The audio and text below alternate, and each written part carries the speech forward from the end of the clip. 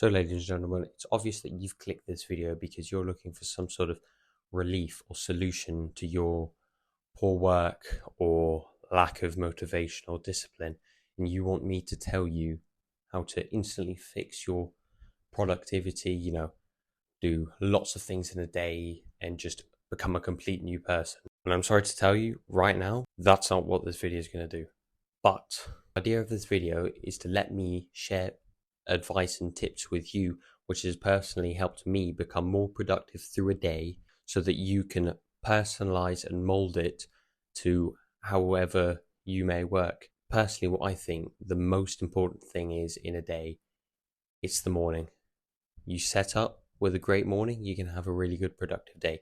You have a bad morning, you spend all your time on your phone, you don't get started, you break up with that brain fog and you don't clear it, you can have a bad day. There's just no denying it. So with these 5 tips and tricks, I'm going to show you different ways in which I've personally been able to hit the ground running and set up my day for a really productive work day. And hopefully you can do the same, use these tricks. Some may work, some may not. But the important thing is that what works for me might not work for you. My first tip for you is you need to find your circadian rhythm. Each person has their own different thing, and I'm going to tell you straight away something that I've only seen one person say correctly. Not everyone wakes up at 6 in the morning and has the same result. You don't need to wake up super early to be successful. Forget whatever these business gurus have told you. Personally, for me, what I like to do is I wake up with the sun because it's a gentle wake up. Yes, that's around 6:30, 7-ish, depending on the time. Sometimes I wake up at 8. But the important thing is 6 a.m. might not work for you. Maybe you work at 9. You don't need to get up super early to find the results that you want. Same with going to bed. Maybe you work better going to bed really late. Maybe you work better going to bed really early. You can have apps which will tell you what to do, but really the only way that you're going to properly find it is by testing. It might take some time, but once you find that sweet spot, you're going to wake up feeling more fresh. You're going to go to bed feeling better. You can have a better night's sleep. And maybe some people work on 6 hours of sleep. Maybe you need 8 or 9 hours sleep. But the fact of the matter is everyone's different. I can't tell you what works for you, but the most important thing is you need to try for yourself.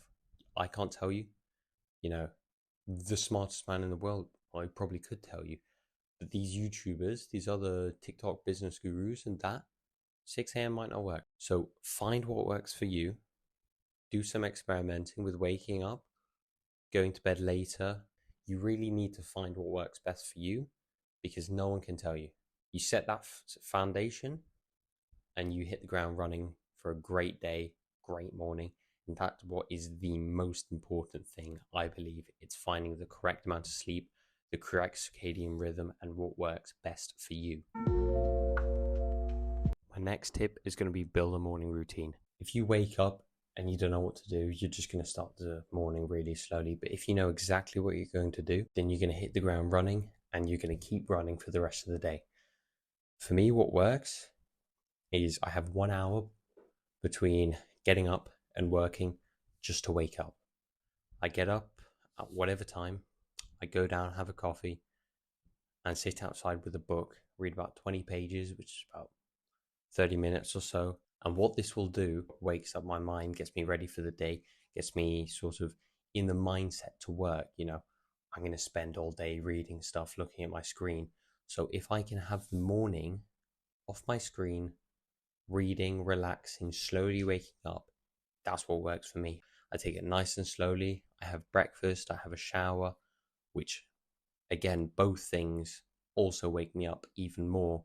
Breakfast, decide what you're going to have before so you're not thinking, wasting time and then ending up eating the same thing that you always eat, which gets really repetitive and really boring.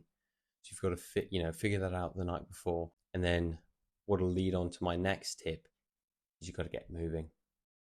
Tip 3, once you get out of bed, you've got to get moving. And this doesn't mean you need to roll out of bed as quick as you can and do 100 push-ups. You can do it in your own time. As the examples that I've been using for me, what I do after I read my book and have my coffee, I either do some sort of stretching or a run or a swim, just anything that gets the blood pumping. Because whilst the book mentally wakes me up, doing the actual exercise and getting the blood going to my head will physically wake me up and make me more alert, which makes me better at thinking, better at focusing, increases my attention span, and makes it easier for me to work on what I need to work for longer periods of time instead of, going on my phone and instantly being distracted.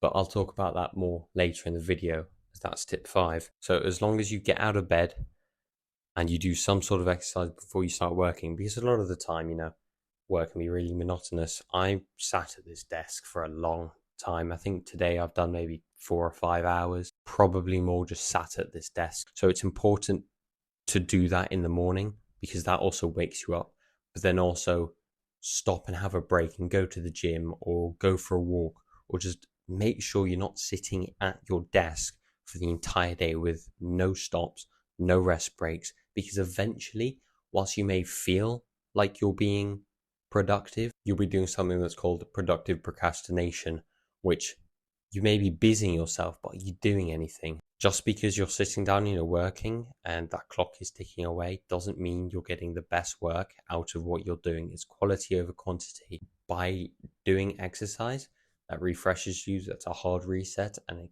allows you to get back into the 1-2 hour work stint.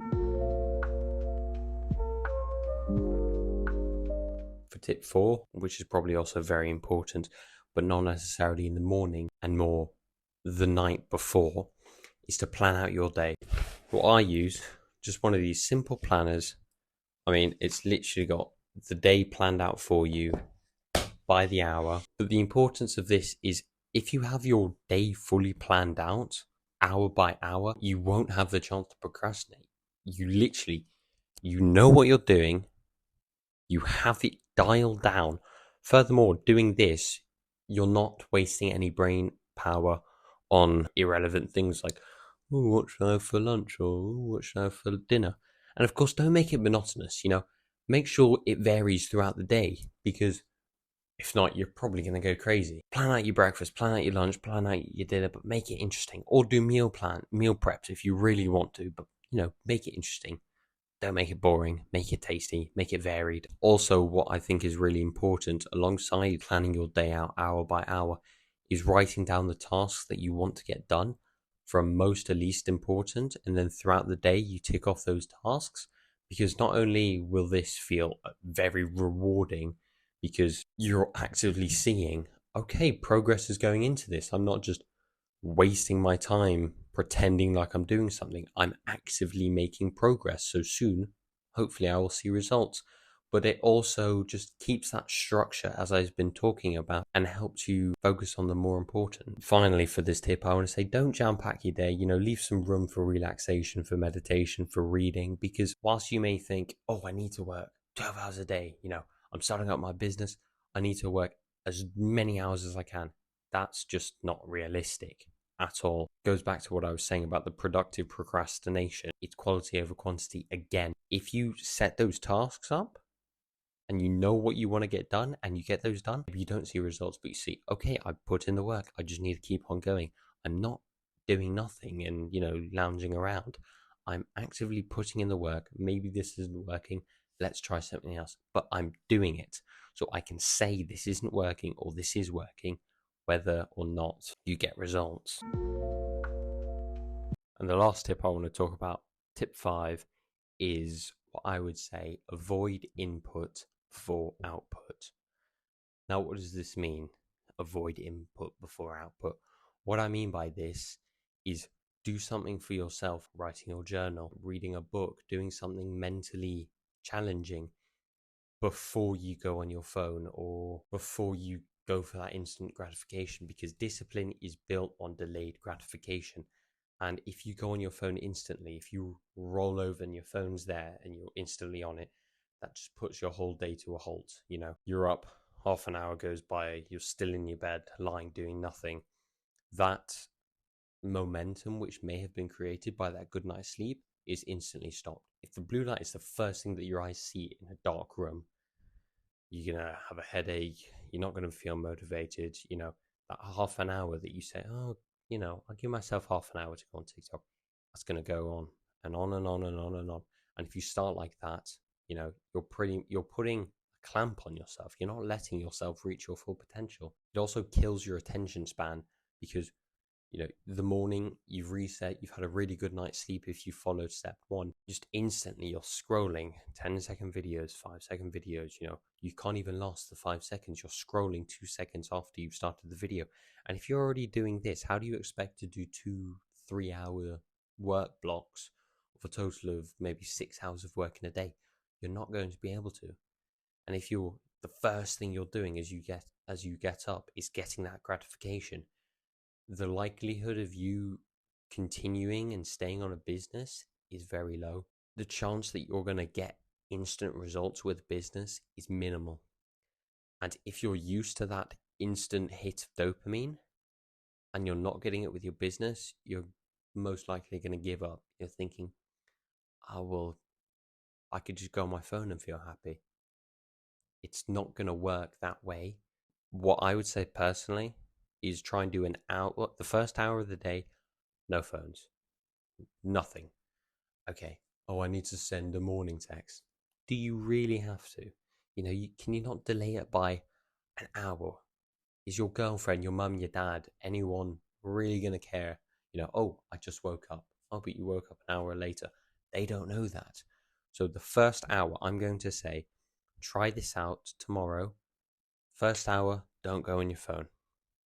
Because trust me, if you wake up slowly and adapt your brain before just instantly going on your phone and getting that blue light and the instant dopamine, it's not going to work and you're going to have a really bad day. So, ladies and gentlemen, I hope you enjoyed that video and I hope that you brought something out of that because I really think these 5 tips will help you and will give you more productivity. They've helped me monumentally, and I do think if you personalize them, do some experimentation, they will work for you as well. So what I want to say, I don't care if this is your first video or your last video of the day, get off your phone, turn your iPad off, shut down your computer, get off your TV, whatever you're doing, turn your device off, go find a planner or a journal or go buy one or go just find a scrap piece of paper and write down what you're going to do tomorrow so that you're not stuck in that productive procrastination and you actually get things done.